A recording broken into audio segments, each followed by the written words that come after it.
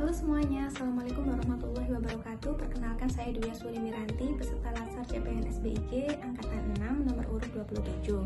Terkait agenda 3 ini, pembelajaran tentang manajemen dan smart ASN, saya akan membahas terkait analisis isu dan gagasan kreatif untuk mewujudkan smart governance di Direktorat Pemetaan Rupa Bumi Wilayah Laut dan Pantai atau disingkat DPRWLP.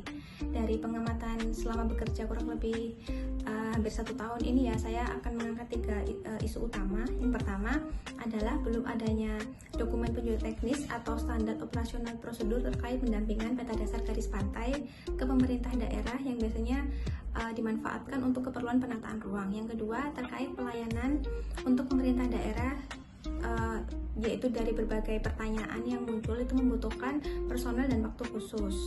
Kemudian yang ketiga adalah terkait pengolahan data batimetri ataupun garis pantai yang beberapa diantaranya masih dilakukan secara manual dan itu take time banget.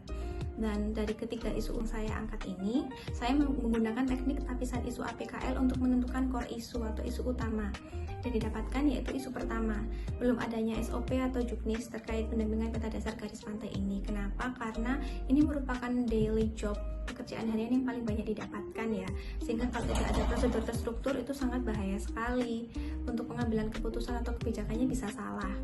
Dan kemudian analisis penyebab kenapa core isu itu bisa muncul, saya menggunakan fishbone diagram. Langsung saja saya jelaskan terkait gagasan kreatif untuk menangani core isu tersebut.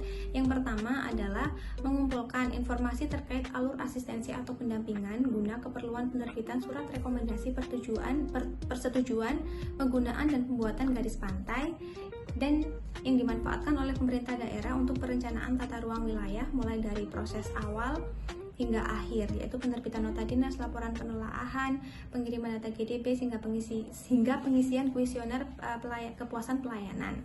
Kemudian yang kedua, mengumpulkan setiap regulasi dan kebijakan yang terkait dalam proses pendampingan asistensi garis pantai. Yang ketiga, mengumpulkan segala kasus yang pernah ada terkait pemanfaatan garis pantai.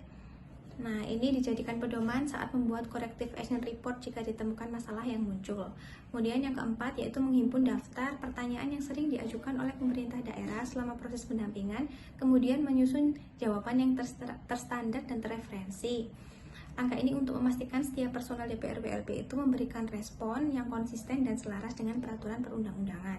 Kemudian yang kelima adalah untuk keperluan pengesahan dokumen melalui penerbitan SK Deputi IGD. Dokumen yang dibuat ini harus sesuai dengan format yang telah ditentukan oleh STIG, yaitu Unit Kerja Standar dan Teknologi Informasi Geospasial. Terima kasih.